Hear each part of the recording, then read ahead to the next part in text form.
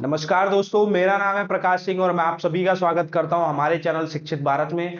दोस्तों, जैसा कि हमने पिछली क्लास में जाना था कि कितने तरीके की इकोनॉमी होती है, इकोनॉमिक सिस्टम के कितना होता है, माइक्रो इकोनॉमी क्या होता है, मैक्रो इकोनॉमी क्या होता है, ये सारी चीजें हमने बेसिक से जानी थी और हमारा पूरा बेसिक से चल रहा था क्लास। आपको पता है कि अगर आपने इकोनॉमिक्स कभी पढ़ी भी नहीं है ना, अगर आपने वो 2 क्लास देखी तो आपको बहुत सारी चीजें समझ में आ जाएंगी इकोनॉमिक्स के पहले चैप्टर के बारे में। ठीक है, तो हमने पहले चैप्टर को 3 भाग में डिवाइड किया था, जिसमें हमने क्या क्या पढ़ा था। पहले दिन क्या पढ़ा था, माइक्रो इकोनॉमी, मैक्रो इकोनॉमी क्या होती है, उसके एग्जांपल्स देखे थे हमने। फिर उसके बाद हमने और क्या पढ़ा था उस दिन हमने पढ़ा था कि कितने तरीके की इकोनॉमिक सिस्टम होते हैं। हमने कैपिटलिस्टिक इकोनॉमी के बारे में पढ़ा था। फिर दूसरे क्लास में हम लोगों ने क्या पढ़ा था, दूसरे क्लास में हम लोगों ने पढ़ा था कि 2 और भी इकोनॉमी जो है, मिक्स्ड इकोनॉमी और आपका कौन सा है, सोशलिस्ट इकोनॉमी। ये सारी चीजें हमने वहां पे देखी थी। ठीक है, आज की क्लास में हम लोग क्या जानेंगे, आज की क्लास में हम लोग जानेंगे कि ऑर्गेनाइज सेक्टर क्या होता है और अनऑर्गेनाइज सेक्टर क्या होता है। इसके बारे में हम लोग जानेंगे और अच्छे से समझेंगे। अगर आपने कभी भी इकोनॉमिक्स अपने जीवन में नहीं पढ़ा है ना, और आपने मतलब मेरी क्लास करी है, तो मैं आपको वादे के साथ कह सकता हूं कि आपको सारी चीजें समझ में आई होंगी।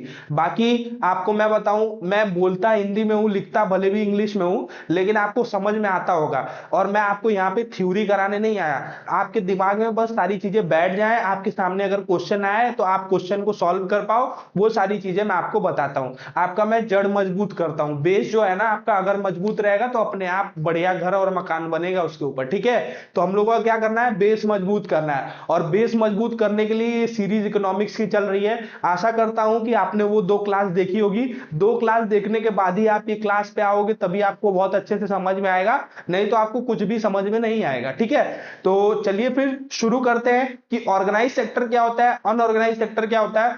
फुल कंसंट्रेशन के साथ मेरी क्लास को देखेंगे आप, तो आपको बहुत अच्छे से समझ में आएगा, आपको कोई दिक्कत परेशानी नहीं होगी। आपके सामने कोई भी क्वेश्चन आएगा ना इससे रिलेटेड, इवन यूपीएससी में अगर इससे रिलेटेड कोई भी क्वेश्चन आएगा ना, तो आप बहुत आसानी से कर ले जाओगे, आपको कोई भी दिक्कत परेशानी नहीं होगी। ठीक है, चलिए फिर शुरू करते हैं। ये हमारी क्लास जो है वो लाइव होने वाली थी, लेकिन टेक्निकल इश्यू की वजह से ये क्लास लाइव नहीं हो पाई है। अगर आपका कोई डाउट रह जाता है ना, आप कमेंट बॉक्स में लिख के पूछ लेना कि क्या डाउट है क्या नहीं है। ठीक है, चलिए फिर शुरू करते हैं क्लास को और आगे बढ़ते हैं। समझिए, कंसंट्रेशन एकदम आपका हाई होना चाहिए। कंसंट्रेशन हाई रहेगा तो आपको क्या होगा, और अच्छे से समझ में आएगा। ठीक है, यहाँ पे क्या है, ऑर्गेनाइज्ड सेक्टर। ठीक है, ऑर्गेनाइज्ड मतलब होता क्या है, आप खुद अपने अपने से दिमाग लगाओ। ऑर्गेनाइज्ड मतलब होता क्या है कि जहां पे सारी चीजें क्या हो, व्यवस्थित तरीके से हो, मतलब पूरी चीजें व्यवस्थित तरीके से अच्छे से हो, उसको हम लोग क्या बोलते हैं, ऑर्गेनाइज सेक्टर बोलते हैं। पहले समझने पे ध्यान लगो, लिखने पे आप ध्यान मत लगाओ। आप नोट्स बनाओ, लेकिन आप पहले समझ लो, उसके बाद दूसरी बार वीडियो देख के आप क्या करना, नोट्स बना लेना। ठीक है, पहले समझो आप ऑर्गेनाइज सेक्टर होता क्या है। ऑर्गेनाइज सेक्टर होता है जहां पे चीजें बहुत ही व्यवस्थित तरीके से होती रहे। ठीक है, उसको हम लोग ऑर्गेनाइज सेक्टर बोलते हैं। ठीक है, जैसे कि मैं आपको बताऊं, आपके एग्जामिनेशन में क्या आएगा, सिंपल से आपको मैं बता दूं। ठीक है, जैसे क्या है, मोर देन क्या होगा, मोर देन 10 लोग जहां पे भी काम कर रहे हैं ना, मोर देन 10 पीपल्स जहां पे भी काम कर रहे हैं ना, विथ इलेक्ट्रिसिटी, क्या यहाँ पे प्लस है, ये विथ इलेक्ट्रिसिटी। तो ये क्या हो जाएगा आपका, ये वो कंपनी ऑर्गेनाइज्ड कंपनी है। बहुत सारी कंपनी हमारे भारत देश में है, तो कौन सी ऑर्गेनाइज्ड है कौन सी अनऑर्गेनाइज्ड है, वो कैसे पता लगाएं, वो ऐसे आप पता लगा सकते हो कि जहां पे 10 से ज्यादा लोग काम कर रहे हैं और इलेक्ट्रिसिटी वो प्रॉपर भर रहे हैं वहां का। ठीक है, तो ये क्या हो जाएगा, ये ऑर्गेनाइज सेक्टर हो जाएगा। ठीक है, और क्या क्या एग्जांपल्स है जिसके थ्रू हम समझ सकते हैं ऑर्गेनाइज सेक्टर क्या है क्या नहीं है। ठीक है, जैसे मैं आपको बताऊं, यहां पे क्या है, पहला हम देख सकते हैं कि रजिस्टर्ड विथ गवर्नमेंट। क्या है, रजिस्टर्ड विथ गवर्नमेंट। अगर वो गवर्नमेंट के साथ रजिस्टर्ड है ना, तभी वो क्या है, वो ऑर्गेनाइज सेक्टर में आएगा। अगर गवर्नमेंट के साथ रजिस्टर्ड नहीं है तो ऐसी बहुत सारी कंपनीज खुलती हैं और बंद भी हो जाती हैं। तो हमको क्या करना है, देखना है। अगर कोई भी ऑर्गेनाइज सेक्टर देख रहे हैं, हम कोई किसी कंपनी को देख रहे हैं, तो हमको पहले ये देखना है कि वो कंपनी गवर्नमेंट के साथ रजिस्टर्ड है या नहीं है। ठीक है, फिर उसके बाद दूसरा क्या है, आपको प्रॉपर आपका क्या मिलेगा, सैलरी मिलेगा, फिक्स सैलरी होगी। ये आपको रहेगा कि आपको कैसे कैसे मतलब पर्क्स मिलेंगे, ये सारी चीजें मिलेंगी, मतलब वहां पे आपका फिक्स सैलरी रहेगा। आपका मतलब पेंशन क्या होगा, मतलब पेंशन फंड होता है ना पीएफ में, प्रोविडेंट फंड में भी एक ऐड होता है पेंशन फंड। मैं आपको आगे बताऊंगा इकोनॉमिक्स की क्लास में क्या होता है कैसे होता है, ठीक है। तो वहां पे क्या होगा, फिक्स सैलरी होगा, पीएफ होगा, मतलब कैसे कैसे करके कटेगा, कितना कटेगा, ये सारी चीजें सुविधा वहां पे उपलब्ध होंगी, ठीक है। फिर उसके बाद क्या होगा, तीसरा पॉइंट देखें तो प्रॉपर आपको नोटिस के साथ वहां पे ज्वाइन करना पड़ेगा, नोटिस होगा, पेपर वर्क होगा, ये सारी चीजें होंगी। पहले आप समझो, आप लिख तो अपने से भी लोगे, और मैं आपको यहाँ पे 1000 चीजें लिखवा दूं जो बुक में लिखी हुई है, लेकिन उसका कोई मतलब नहीं है ना। क्या है मतलब हमें समझ में आना चाहिए, हमारे दिमाग में जाना चाहिए। अगर हमारे दिमाग में जाएगा तभी तो हम कर पाएंगे ना। ऐसे तो लिखवाने को बहुत सारी चीजें लिख देंगे हम यहाँ पे, ठीक है। लेकिन क्या मतलब है, आप समझो बात को। ऑर्गेनाइज्ड मतलब क्या हो गया कि किसी भी कंपनी, कोई भी कंपनी हो, वो रजिस्टर्ड हो गवर्नमेंट के साथ, वहां पे फिक्स सैलरी हो, पूरा हर चीज अच्छे से तरीके से चलता रहे, ठीक है।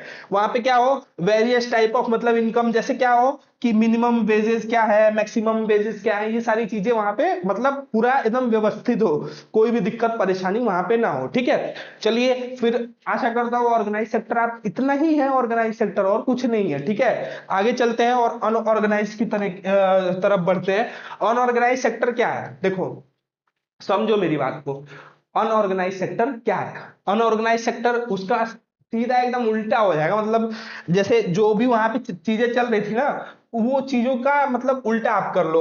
वहां पे नो रूल्स एंड रेगुलेशन, कोई रूल्स एंड रेगुलेशन नहीं है, ठीक है, ठीक है।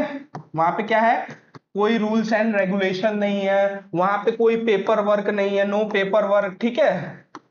उसके बाद क्या है, यहाँ पे क्या होगा, नो मतलब यहाँ पे क्या है, 10 से कम लोग काम कर रहे हैं, रजिस्टर्ड तो है लेकिन क्या है 10 से कम लोग काम कर रहे हैं विदाउट इलेक्ट्रिसिटी।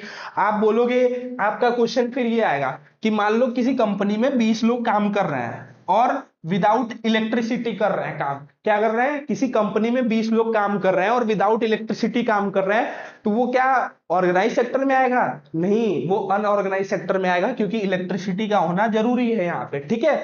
बात समझ गए आप मेरी।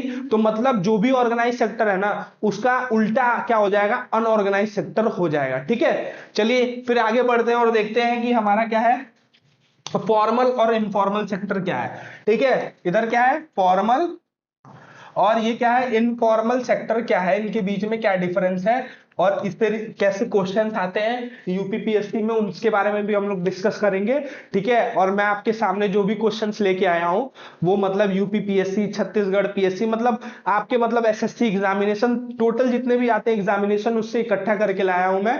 और ये सारे के सारे प्रीवियस ईयर क्वेश्चंस मैं आपको कराऊंगा, जो भी मैं आपको कराऊंगा, ठीक है।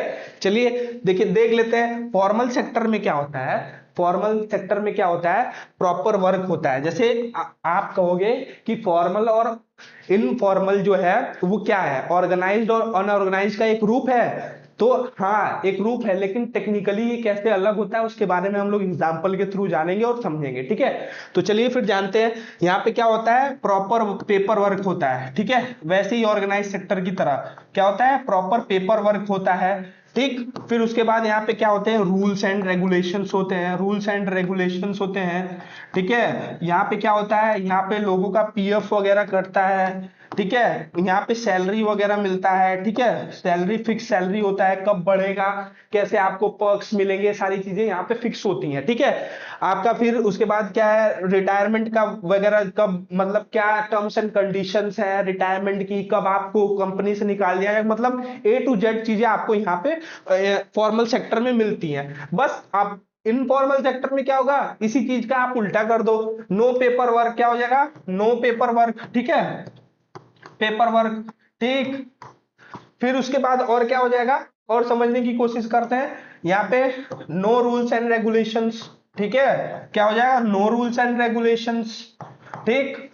आप मेरी बात को समझो, आप मेरी बात को समझोगे तो सारी चीजें आपको समझ में आ जाएगी, ठीक है। फिर उसके बाद यहाँ पे कोई पीएफ वगैरह का कंफर्मेशन नहीं होता है, यहाँ पे क्या होता है, यहाँ पे सैलरी भी कंफर्म नहीं होती है, ठीक है, यहाँ पे रजिस्टर्ड भी नहीं होता है गवर्नमेंट से कई कई बार, ठीक है। तो ये क्या है, ये डिफरेंस है फॉर्मल और इनफॉर्मल के बीच में, ठीक है। अब मैं आपको बताता हूं, अब आप बोलोगे, अब मैं आपसे एक क्वेश्चन पूछता हूं, उसका आप आंसर देना कमेंट बॉक्स में, ठीक है। क्या क्वेश्चन है, क्वेश्चन क्या है उसके बारे में मैं आपको बता देता हूं क्वेश्चन, फिर हम लोग नेक्स्ट क्लास में इसका क्या करेंगे, इसका सोल्यूशन जानेंगे, ठीक है। क्या है, मैं आपसे क्वेश्चन पूछ सकता हूं कि क्या है, क्या फॉर्मल सेक्टर में ऑर्गेनाइज्ड और अनऑर्गेनाइज्ड तरीके के लोग काम करते हैं? क्या क्वेश्चन है, क्या फॉर्मल सेक्टर में ऑर्गेनाइज्ड और अनऑर्गेनाइज्ड तरीके के लोग काम करते हैं? या क्वेश्चन में ऐसे भी पूछ सकता हूं कि क्या ऑर्गेनाइज सेक्टर में फॉर्मल एंड इनफॉर्मल दोनों जगह के लोग काम करते हैं? आपसे मैंने ये क्वेश्चन पूछा है, इसका क्या करना है, आपको कमेंट बॉक्स में आंसर देना है, ठीक है। अगर आपको नहीं आएगा तो कोई बात नहीं, हम लोग क्या करेंगे, हम लोग नेक्स्ट क्लास में इसको कवर कर लेंगे, ठीक है। चलिए फिर आगे बढ़ते हैं, हमारे क्वेश्चंस की तरफ चलते हैं और क्वेश्चंस के बारे में जानते हैं कि कैसे कैसे क्वेश्चंस आते हैं हमारे एग्जामिनेशन में इस चैप्टर से रिलेटेड। इस चैप्टर से रिलेटेड जितने भी सारे क्वेश्चन बन सकते थे ना, वो मैं आपके सामने लेके आया हूं, और आप क्वेश्चंस को बहुत ध्यान से देखना। आपने अगर मेरी पहली और दूसरी क्लास करी होगी तो आप क्वेश्चंस तुरंत तुरंत कर ले जाओगे बिना किसी डाउट के, ठीक है। तो चलिए फिर शुरू करते हैं। क्वेश्चंस क्या है यहाँ पे, क्वेश्चन है क्या दे रखा है यहाँ पे, मिक्स्ड इकोनॉमी मींस क्या होता है, मतलब मिश्रित अर्थव्यवस्था क्या है। जैसा कि हमने आपको पहले और दूसरे क्लास में, अगर मेरी आपने क्लास कर रखी होगी ना, तो आपके लिए एकदम हलवा होगा, ठीक है। क्या होगा, हलवा होगा, आप आसानी से कर ले जाओगे, ठीक है। मिश्रित अर्थव्यवस्था क्या है, क्या है मिश्रित अर्थव्यवस्था क्या है? मिश्रित अर्थव्यवस्था जहां एग्रीकल्चर और इंडस्ट्री को इक्वल इंपॉर्टेंस दे, ये होता है? नहीं, हमने क्या पढ़ रखा है, जहां पे पब्लिक सेक्टर और क्या हो, आपका पब्लिक और प्राइवेट सेक्टर क्या हो, को एग्जिस्ट करे, उसको हम लोग क्या बोलेंगे, उसको हम लोग मिक्स्ड इकोनॉमी बोलेंगे, ठीक है। ये हमारा पहला क्वेश्चन हो गया। और ये सारे के सारे जो क्वेश्चंस मैं आपको करा रहा हूं ना, ये सारे के सारे प्रीवियस ईयर क्वेश्चंस है, जो आपके लिए बहुत ही इंपॉर्टेंट है। अगर आपने इसे कर लिया तो आपका कोई भी एग्जामिनेशन में क्वेश्चन इस चैप्टर से नहीं छूटेगा, ठीक है। मैं आपको पूरा कवर करके ही बता रहा हूं, ठीक है। दूसरा क्वेश्चन हमारा क्या दे रखा है, इसके बारे में हम लोग जानते हैं।